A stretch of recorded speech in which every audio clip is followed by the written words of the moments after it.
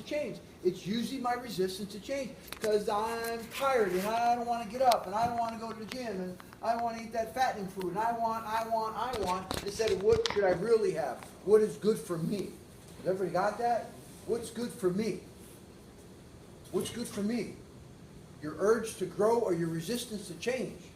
And that's what the problem is with people. They resist the change. And all of a sudden, what if I said to you right now, gentlemen, I'm going to make you a promise. A year from now, 1 year from now, you will be in the same place you are now financially. Everything will be the same. Your bank account will look the way it looks right now a year from now. Everything, the car, the home, everything will be the same a year from now. How would that make you feel? You understand that? You're going to feel pretty bad, okay? So only you have the opportunity to change it. Only you. It's no one else. It's not your mother. It's not your father. It's not your sister. It's not your brother. You can't blame anything. It's your choice. You got to make the choice. If you don't make the choice, then you're not going to find the rewards. And this will be just another job that you quit and you found out it doesn't work. Okay? You need to find out what you want in life. You need to write it down. You need to go after it. Because if you go on a trip and you don't know where you're going, you're never going to get there. If you don't have any goals, every time you shoot, you'll always miss them because you don't have any goals. You have to have goals. All kinds of goals. Every day's got to be better than yesterday. Everything that comes out of your mouth, you got to engage your brain before your mouth opens up. It's got to be on the positive side because life out there will beat you up and knock you down, just like it said. Okay? Everything in our world says we're not good enough. Go to the checkout at Publix, right? At the checkout, you got all those magazines there. What does it say? You need to have wavy hair to be great. You need to have a six-pack. Or the girls need to have certain body and boobs and everything else, right? You walk that, it makes you sad. It's like, wow, look at Brad Pitt and all these guys over here. Wow, I don't have a six-pack and I don't have hair. Oh, I feel pretty bad. And everything that's being advertised, right, on TV. So everything says that we're not good enough. We are good enough. You are good enough. No matter what's happened to you in the past, it doesn't matter right now. This has to be that you got to believe in yourself and know that you're a beautiful person. If you were going to describe me, somebody said, who is that guy? We'd say, Italian ball guy? No, that's just a covering. It's who I am inside. It's who you are inside. That's what it's about. How you feel about yourself is the most important thing in the world. How you look at yourself. And if you're not looking at yourself in a positive way, you're missing out on the joys of life. You're missing out on the joys of life. So it doesn't matter if you didn't feel the way yesterday or 6 months from now or a year from ago. It does not matter anymore. What matters is we have another day to go forward.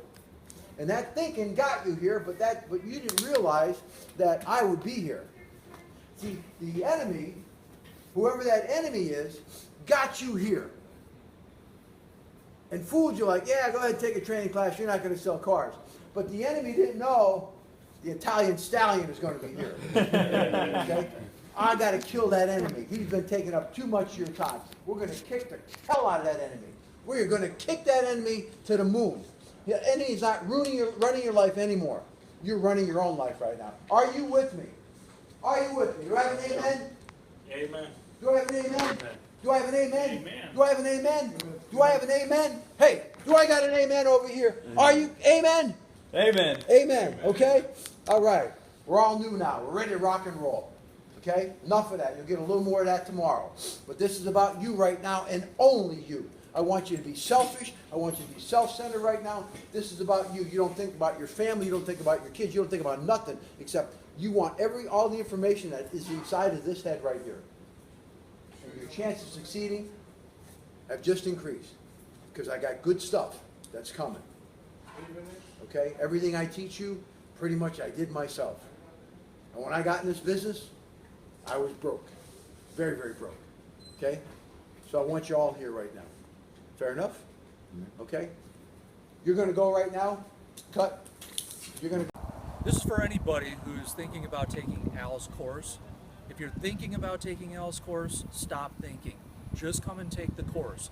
Because it's not just a basic training on sales, it's a basic training on you. And it's probably one of the best things that I've done in years. Come and take Al's course. I promise you, you won't regret it. Page 7, very important. Very, very, very important. Michael Jackson wrote a song, The Man in the Mirror, right? Okay? And what do you got? You got a pussycat looking at a lion. Whoa! That's who you are. We got to let your lion out. The one in the mirror. When you get all you want for your struggle for self and the world makes you a king or a queen for a day, then go to the mirror and look at yourself and see what that one has to say. For it isn't anyone's mother, father, or wife whose judgment upon you must pass, but the one whose verdict counts most in your life is the one staring back from the glass. He's the one to please, never mind all the rest, for he's with you right to the end. And you've passed your most difficult test if the one in the glass is your friend and thinks you're a wonderful guy. But the one in the glass says you're only a bum if you can't look him straight in the eye. You can fool the whole world down a highway of years and get pats on the back as you pass, but your final reward will be heartache and tears if you've cheated the one in the glass. Okay? You cannot cheat the one in the glass. Do you know what I mean by that? Do you know what I mean by that? Do you know what I mean by that? Do it? What do you think I mean by that? Don't, sorry, you put on the spot. Don't try to be anybody else, be yourself. Oh, absolutely. Just be yourself.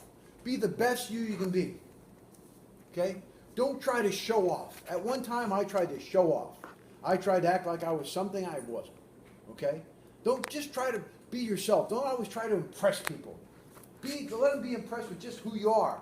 But don't fake it, because if you fake it, that's not who you are. You're telling them, hey, this is who I want you to think I am. But I'm not really that person. But I want you to think I'm that. Okay? The one in the mirror is the one that you got to worry about when you look in a mirror. What are you looking at? You better be looking at a wonderful, fantastic person that you love. Because if you cheat the one in the mirror, it's going to be hell. And you know what that hell is? Is when you're ready to die, and you got a week or two to live. See, I talk to nurses in hospice a lot. And they tell me some interesting stories. Some people, when they can't do anything for you anymore, they put you in hospice, they medicate you for the pain. You're going to die in a week or two, right? They say that's either a wonderful time for a person or it's the hardest time in their life. See, some people got their family around them. They're talking about all the wonderful memories, the dad, the mom, a lot of love and love. But the other person is, I can't believe it. I ruined my whole life. I got nothing to give my family. I got nothing I'm proud of. I got nothing. I can't believe it. I'm dying and I got nothing. That's hell. You understand that? Because we've cheated the one in the mirror. The one in the mirror says, go after what you want. It's going to be hard, but do it anyway. The one in the mirror says, you could do this. The one in the mirror says, you're strong, you're handsome, you're beautiful, you're loving. You could do this. That's what the one in the mirror says. But we never really look in the mirror. Look in the mirror, maybe comb our hair, if we have hair, obviously. Okay? We look in the mirror and everything, right? Sit down in front of that mirror. Put a little candle on it. Sit down in front of that mirror and stare at that mirror. You'd be surprised what will happen. Okay? So I kind of dare you, sometime soon, whether it's your bathroom or whatever it is, it's got to be quiet. Light a candle, no music. Sit comfortably and stare at yourself in the mirror. The first time I did that, it was kind of crazy. Because that person in the mirror did not look like me at all. It looked like a... I looked like a monster. And to be honest with you, I cried. I cried. When's the next time you looked in the mirror? I look in the mirror all the time. I mean, after that moment that you looked in the mirror and you Oh, it cried. took me a while to go back to the mirror. Because it scared me. It really scared me. It may not happen to all of you.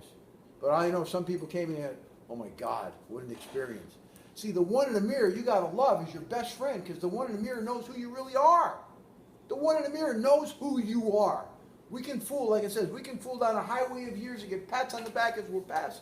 But our final reward will be heartache and tears if we're not the best person we can be until life is over. Our job is to be the best we can be. For ourselves, for our family, for our world. We got to give love. We got to be kind. All right, my name's Sean. I've been in Al's class for the last several days. I just want to say Al's a great guy. He knows exactly what he's talking about. Very, very knowledgeable. He's helped me out a lot, helped reinforce a lot of the things I already knew.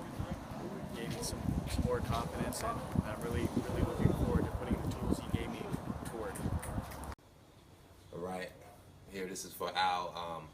It's a great class. It taught me a lot about myself. I'm still learning a lot of stuff that you're teaching, so I appreciate it. Thank you very much, Al. You're heaven sent, you're a God sent, and to anybody else that's taking this class, pay attention, do yourself very well. All right, thank you.